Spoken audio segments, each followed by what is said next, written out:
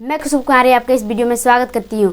मैं आज पढ़ाऊंगी समास, जो कि बहुत ही मजेदार चैप्टर है और बहुत ही मजा आने वाला है। तो चलिए वीडियो को आगे बढ़ाते हैं। तो पहले हम लोग जानेंगे समास का अर्थ क्या है, उसके बाद जानेंगे समास का परिभाषा उदाहरण सहित जानेंगे, उसके बाद समास का भेद कितना है क्या है, उसके बाद समास के भेद का परिभाषा जानेंगे उदाहरण सहित। चलिए जानते हैं समास का अर्थ क्या होता है, समास क्या होता है। तो पहले जानेंगे समास का अर्थ क्या होता है। समास का अर्थ क्या होता है? समास का अर्थ होता है संक्षेप या सम्मिलन। संक्षेप मतलब होता है शॉर्ट, इंग्लिश में उसको शॉर्ट बोलते हैं और हिंदी में उसको संक्षेप बोलते हैं, या सम्मेलन। इसका परिभाषा, समास का परिभाषा है दो या दो से अधिक पद जब अपने बीच की विभक्ति या शब्दों को छोड़कर एक पद हो जाते हैं तो उसे समास कहते हैं। जैसे राजा की पुत्री, यहाँ है राजा की पुत्री, तो इसको शॉर्ट में लिखा गया है राजपुत्री। उसके बाद भाई और बहन, तो और को हटा दिया है, भाई और बहन के बीच है और, तो और को हटा दिया और यहाँ भाई बहन सिर्फ लिख दिया, तो ये शॉर्ट में हो गया। क्या हो गया? शॉर्ट में हो गया। समास का अर्थ होता है संक्षेप, यानी बड़ा शब्द को संक्षेप में लिखना, यानी शॉर्ट में लिखना। कितना ही बड़ा शब्द हो उसको शॉर्ट में कैसे लिखे, समास का अर्थ ही होता है शॉर्ट में लिखना, संक्षेप में लिखना।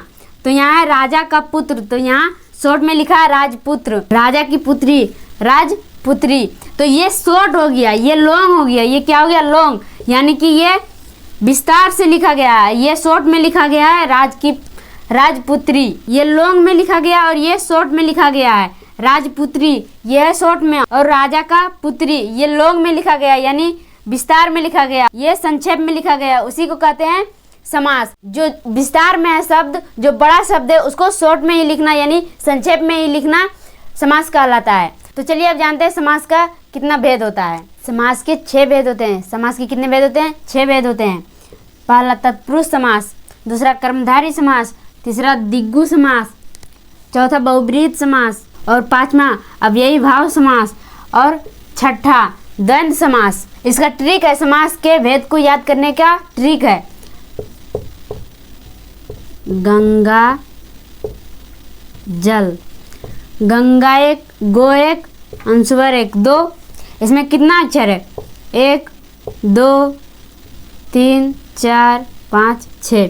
गंगा जल, गंगा जल 6 अक्षर से बना एक शब्द है, तो भेद भी, समास का भेद भी 6 है। तो आप लोग गंगा जल याद रखिएगा, तो ये समास का भेद भी याद रहेगा। उसके बाद है तत्पुरुष समास का परिभाषा। जिस समास का अंतिम पद प्रधान हो उसे तत्पुरुष समास कहते हैं। जैसे सिर तोड़, तो यहाँ क्या है? सिर प्लस तोड़, तो ये अंतिम पद प्रधान है। चोर, ये अंतिम पद प्रधान है, ये दे हटा देंगे, तो ये चोर। चोर अजीब नहीं लगता सुनने में? कोई रास्ता में जाता है तो क्या बोलता है? वो चोर है। जो वो चोर रहता है तो बोलता है वो चोर है, तो वो अजीब नहीं लगता है सुनने में कि वो चोर है?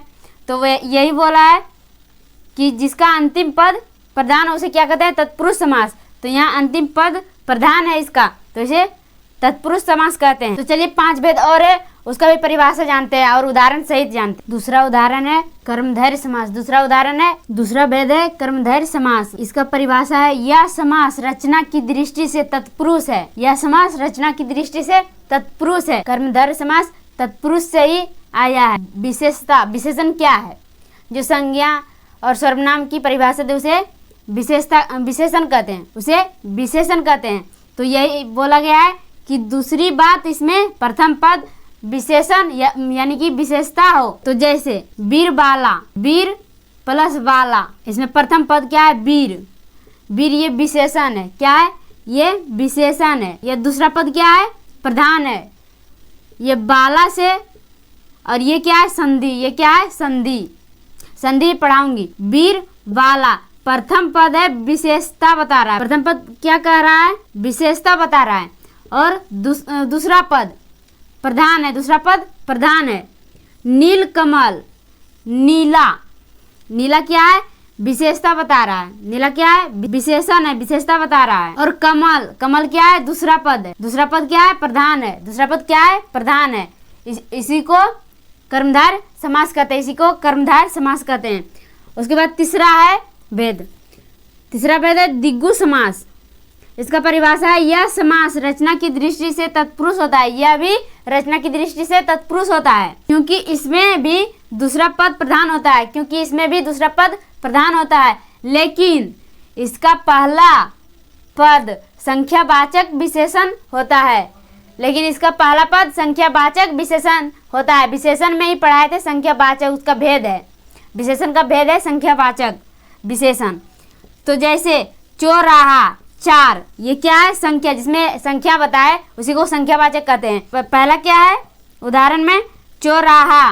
4 क्या है? ये संख्या, ये क्या है? 4, राहों का समाहार।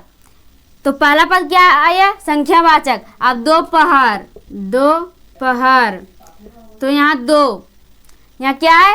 संख्यावाचक। ये 2 क्या है? संख्यावाचक। दोपहर, ये क्या है? दोपहर, तो यहाँ इसमें संख्या आया, इसमें क्या आया? संख्या। 2 क्या है? संख्या। उसके बाद है नवरात्रि, नवरात्रि, तो 9, नव मतलब 9, इसमें भी संख्यावाचक आया ना, संख्यावाचक इसमें भी आया है। नव, नव मतलब 9, इसमें संख्यावाचक आया। तो जिसमें संख्यावाचक विशेषण हो, जिसमें संख्यावाचक विशेषण हो, तो इसका परिभाषा कैसे बोलेंगे? जिसका दूसरा पद प्रधान हो और पहला पद संख्यावाचक विशेषण हो, उसे क्या कहते हैं? द्विगु समास।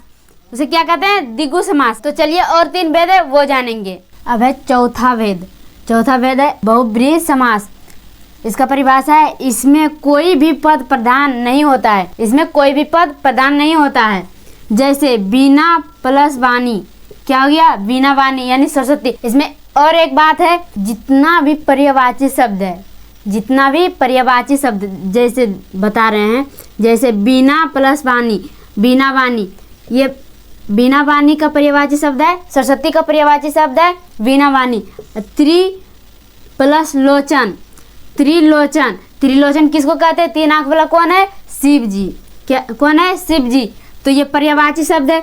जितना भी पर्यायवाची शब्द है 90% से प्लस जितना भी पर्यायवाची शब्द है सब बहुब्रीहि समास है। सब क्या है? बहुब्रीहि समास है। उसके बाद 5वां भेद है अव्ययी भाव समास। 5वां भेद है अव्ययी भाव समास। इसमें पहला पद की प्रधानता रहती है, इसमें पहला पद की प्रधानता रहती है। इसका पहला पद अव्यय होता है। इसका पहला पद क्या होता है? अव्यय होता है। और समस्त पद प्रायः क्रिया विशेषण के रूप में प्रयुक्त होता है। सिर्फ इतना जानेंगे कि इसका प्रथम पद प्रधान होता है और इसका पहला पद अव्यय होता है, उसी को कहते हैं अव्ययी भाव समास। जैसे भर, भर प्लस पेट, भर पेट। अब एक भेद और है वो भी जानेंगे। अब है लास्ट और 6ठा भेद द्वंद्व समास। इसका परिभाषा है, इसमें दोनों पद प्रधान होता है। पहले वाला में था 5 भेद था, उसमें एक पद प्रधान था और इसमें दोनों पद प्रधान है। 2 शब्दों के बीच और अथवा एवं या तथा जैसे योजक चिन्हों के गायब हो जाने से जुड़ने वाले समस्त पद में शब्द द्वंद्व समास हो जाते हैं। जैसे माता और पिता, माता और पिता, तो इसमें माता के बीच में क्या है? माइनस यानी योजक चिन्ह। इसे योजक चिन्ह कहते हैं हिंदी में और मैथ में माइनस कहते हैं। माता और यहाँ योजक चिन्ह है, उसके बाद है पिता, उसके बाद है भाई और बहन, यहाँ और है, इसको और हटा के यहाँ भाई और योजक चिन्ह दे दिया और बहन। क्या है? भाई और योजक चिन्ह है बीच में, उसके बाद है बहन, उसके बाद है चाचा और चाची, बराबर चाचा और बीच में है योजक चिन्ह, उसके बाद है चाची। जिसमें योजक चिन्ह हो, जिसमें योजक चिन्ह रहता है बीच में, उसी को कहते हैं द्वंद्व समास। आप लोग को सवाल पूछा जाएगा और लिख दिया जाएगा कि माता और यहाँ बीच में दे देगा योजक चिन्ह और उसके बाद देगा पिता। अब बोलेगा कौन सा समास है, बोलेगा कौन सा समास है, तो आप लोग आंख मूंद के मार दीजिएगा कि द्वंद्व समास है। योजक चिन्ह है तो द्वंद्व समास ही होगा और कोई समास नहीं हो सकता है, द्वंद्व समास ही होगा। तो चलिए मिलते हैं अगले क्लास में। धन्यवाद।